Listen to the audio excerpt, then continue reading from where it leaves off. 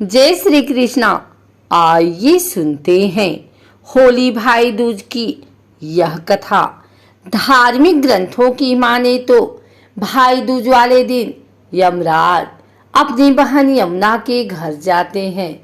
उन्होंने यमुना को वचन दिया था कि भाई दूज के दिन जो भी भाई अपनी बहन के घर जाकर तिलक लगवाकर भोजन ग्रहण करेगा उसे नरक की यातनाओं से मुक्ति मिलेगी।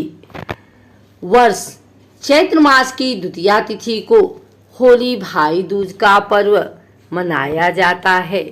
यह भाई बहन के अटूट प्रेम और अनन्य सौहार्द का प्रतीक है। इस दिन बहन अपने भाइयों को तिलक कर उन्हें सुखद एवं निरोगी जीवन की कामना करती हैं। वहीं भाई अपनी बहन की रक्षा का संकल्प लेता है और उपहार भेंट करता है।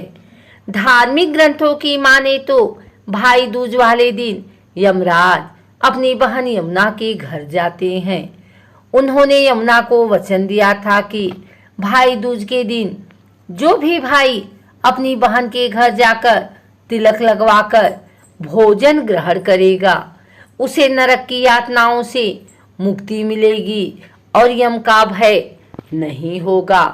मान्यता है कि इस दिन विघ्नहर्ता भगवान गणेश की पूजा अर्चना के बाद यमदेव की पूजा करनी चाहिए तथा व्रत कथा का पाठ करना चाहिए। बिना व्रत कथा का पाठ और आरती किए होली भाई दूज की पूजा संपूर्ण नहीं मानी जाती।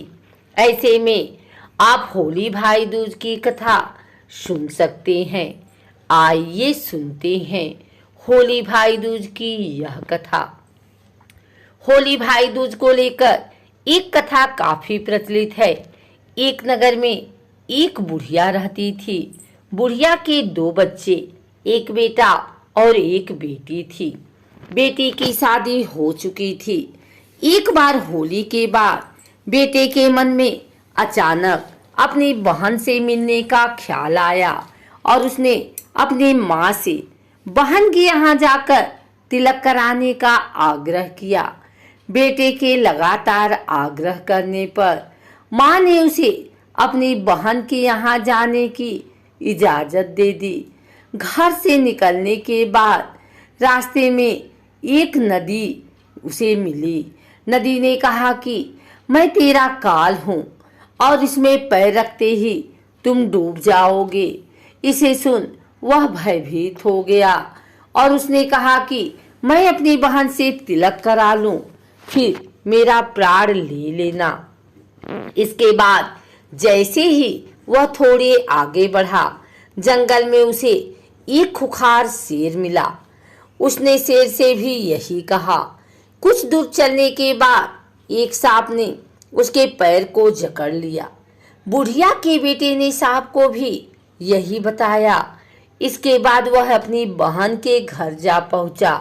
बहन ने भाई को देखते ही उसे अपने गले लगा लिया और तिलक लगाने के बाद बैठाकर भोजन करवाया। भोजन करते वक्त भाई को उदास देख बहन काफी दुखी हो जाती है और उससे उसके दुख का कारण पूछती है। यह सब जानने के बाद बहन भाई के साथ चलने के लिए तैयार हो गया। वह एक तालाब के पास जाती है जहां उसे एक बुढ़िया मिलती है।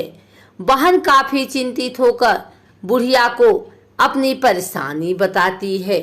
इसे सुन बुढ़िया कहती है कि यह सब तेरे पिछले जन्मों का कर्म है जो तुम्हारे भाई को भुगतना पड़ रहा है। यदि तुम अपने भाई को बचाना चाहती हो तो उस पर आने वाले हर विपदा को टाल सकती हो। बुढ़िया की बात सुन बहन भाई के साथ घर जाने के लिए तैयार हो गई। वह शेर के लिए मांस, सांप के लिए दूध और नदी के लिए ओढ़नी लेकर चल देती है। रास्ते में उसे शेर मिलता है। शेर को देखते ही वह उसके सामने मांस डाल देती। फिर कुछ दूर चलते ही सांप उसे देखकर फुफकार रहा होता है वह उसके सामने दूध रख देती है।